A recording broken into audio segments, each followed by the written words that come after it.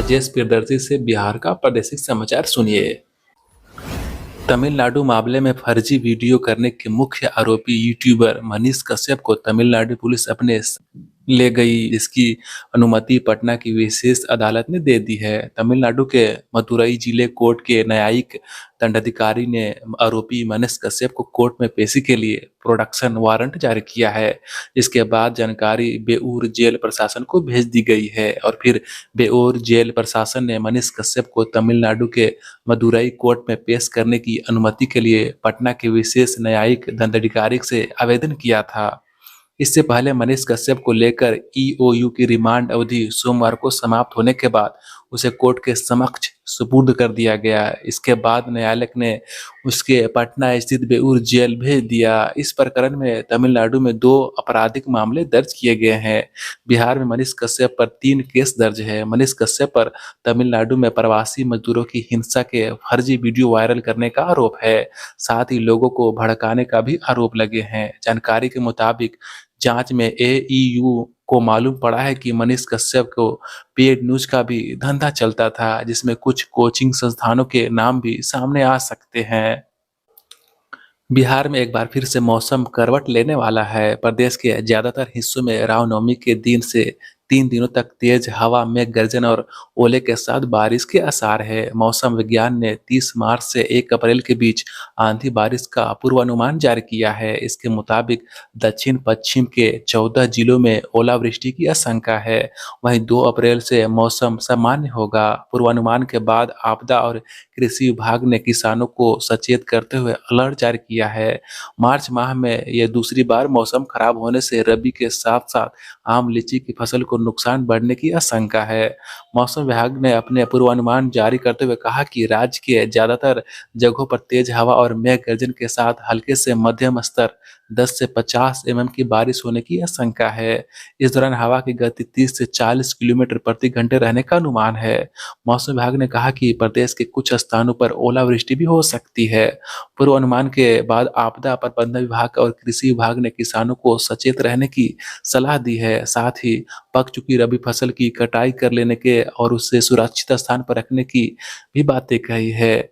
एक पखवाड़ा के पहले भी आंधी बारिश और ओलावृष्टि के चलते रबी फसल को भारी क्षति हुई थी। उत्तर बिहार के जिलों मुजफ्फरपुर, शिवहर, पूर्वी चंपारण और पश्चिमी चंपारण, समस्तीपुर सहित प्रदेश के ज्यादातर जिलों में ज्यादा नुकसान हुआ है। ओलावृष्टि से रबी फसल के अलावा आम लीची को भी नुकसान पहुंचा है।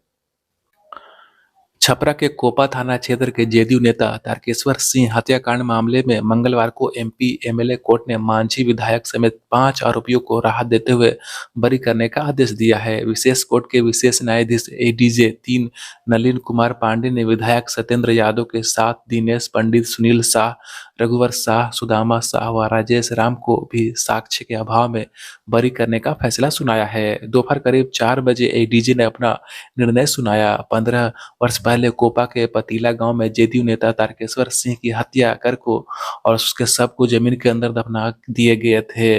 इसी मामले को सुनवाई पूरी होने पर मंगलवार को निर्णय का दिन निर्धारित किया गया था। अभियोजन व बचाव पक्ष के लंबे कानूनी दांवपेच के लगभग 15 वर्ष 9 महीने बाद कोर्ट का निर्णय आया है। जानकारी के मुताबिक जेडीयू नेता 27 जून 2007 को गांव के ही भरत शाह की पुत्री की शादी में शामिल होने गए थे। उसके बाद उनका पता नहीं चलने पर घर वालों ने खोजबीन शुरू की। फिर पुलिस से बरामदगी की गुहार लगाई गई थी। प्राथमिक दर्ज होने के बाद छपरा कोर्ट के न्यायिक मजिस्ट्रेट ने संज्ञान लेते हुए मामले को विचार के लिए सत्र न्यायालय में सुपुर्द कर दिया था। कोपा थाना के तत्कालीन थानाध्यक्ष ने 26 सितंबर 2007 को भदवी की धारा 302, 201, 120 ई 34 में अंतिम प्रपत्र कोर्ट में प्रस्तुत किया था। कोर्ट ने अंतिम प्रपत्र के आधार पर गवाही की प्रक्रिया शुरू कराई। बचाव पक्ष ने 48 लोगों की गवाही कोर्ट में करवाई थी। बिहार में बेखौफ अपराधियों का मनोबल इतना ऊंचा है कि मंगलवार को सहरसा कोर्ट में पेशी के लिए आए एक कैदी को कोर्ट परिसर में पुलिस के सामने गोलियों से भून डाला गया। कोर्ट में पेशी के दौरान कैदी को एक के बाद एक 3 गोलियां मारी गई। कैदी के मौके पर ही मौत हो गई। कोर्ट में दिन दहाड़े हुई इस फायरिंग के बाद भगदड़ सी स्थिति पैदा हो गई थी। लोग इधर-उधर भागने लगे। पटना के संबंध में बताया जाता है कि मंगलवार को कैदी प्रभाकर पंडित की कोर्ट में पेशी होनी थी। पुलिस उसे कोर्ट में पेश करने के लिए और उसे बाद में हालत की ओर ले जा रही थी। इस दौरान बाइक सवार हथियारबंद 3 अपराधियों ने प्रभाकर पंडित के ऊपर एक के बाद एक 3 गोली फायर कर दी। गोली काफी नजदीक से मारी गई थी, जिससे मौके पर ही मौत हो गई। बिहार यूपी बॉर्डर पर मुठभेड़, मंगलवार को एसटीएफ और बच्चन सहनी गैंग के बीच की खबर आई है। बच्चन सहनी गैंग और बिहार एसटीएफ के बीच मुठभेड़ में अब तक एक अपराधी की गोली लगने की खबर आई है। इस घटना से इलाके में हड़कंप मचा हुआ है। उत्तर प्रदेश के देवरिया जिले से खामपर थाना क्षेत्र के भावनी छापर में मुठभेड़ हुई है। इस मुठभेड़ में गोपालगंज पुलिस व एसटीएफ ने भवानी छापर गांव से बच्चन सहनी को गिरफ्तार करके ले गया है। बताया जाता है कि पुलिस और एसटीएफ की यह सूचना मिली थी कि यूपी और बिहार का top most wanted Bachchan Sahni अपने गैंग के साथ मौजूद है। सूचना मिलते ही बिहार एसटीएफ और हथुआ थाने की पुलिस ने छापेमारी की। इस दौरान पुलिस को देखते ही बच्चन सहनी गैंग के फायरिंग करने लगे। मुठभेड़ के दौरान एक अपराधी की गोली लगी है। मोतिहारी एसपी ने बताया कि मुठभेड़ के दौरान एक अपराधी को गोली लगने की बात सामने आई है। घटना के संबंध में बताया जाता है कि विशाल सिंह गिरोह का कुख्यात शूटर लाल बच्चन सहनी को भी गिरफ्तार कर लिया गया है, लेकिन अब तक प्रशासनिक तौर पर इसकी पुष्टि नहीं की गई है। मोतिहारी एसपी ने बताया कि मुठभेड़ खत्म हो चुकी है। इसी के साथ हिंदी न्यूज बुलेटिन का ये अंक समाप्त होता है। अब आप हमारे सहयोगी से उर्दू में खबरें सुनिए। बिहार कानून साज असेंबली में आज अपोजिशन बीजेपी ने जराइम, बदनवानी और बिजली बिल में इजाफा समेत मुख्तलिफ मामले पर हुकूमत की तवज्जो मबजूल कराई। अपोजिशन लीडर विजय कुमार सिन्हा ने कहा कि बजट इजलास में महज 4 दिन बचे हैं, लेकिन हुकूमत संजीदा मामलों पर जवाब नहीं दे रही है। अपोजिशन लीडर ने कहा कि वजीर इसराइल मंसूरी पर लगे कत्ल के इल्जाम पर वजीर आला नीतीश कुमार को जवाब देना चाहिए। जनाब सिन्हा ने असातिज़ा बहाली, ज़री रोड मैप में बदनवानी और गन्ना सिन्हा समेत दीगर मामले पर भी हुकूमत की तवज्जो मबजूल कराई और जवाब तलब किया। बिहार बीजेपी के नए सदर सम्राट चौधरी ने आज नई दिल्ली में वज़ीर-ए-आज़म नरेंद्र मोदी से मुलाकात की। मुलाकात के बाद जनाब चौधरी ने ट्विटर पर कहा कि मुल्क के कामयाब वज़ीर-ए-आज़म से मिलकर उनका आशीर्वाद और रहनुमाई हासिल की। रियासती सदर ने कहा कि जनाब मोदी की क़यादत में मुल्क की हमाजहत तरक्की हो रही है। सेंट्रल न्यासी बोर्ड ने माली साल 2022-23 के लिए मुलाजमीन प्रोविडेंट फंड पर दिए जाने वाले सूद की शरह में इजाफे की सिफारिश की है। बोर्ड ने सूद की शरह 8.1% से बढ़ाकर 8.15% करने की सिफारिश की है। वजारत मालियात की मंजूरी के बाद इजाफी सूद की शरह को सरकारी गजट में नोटिफाइड किया जाएगा।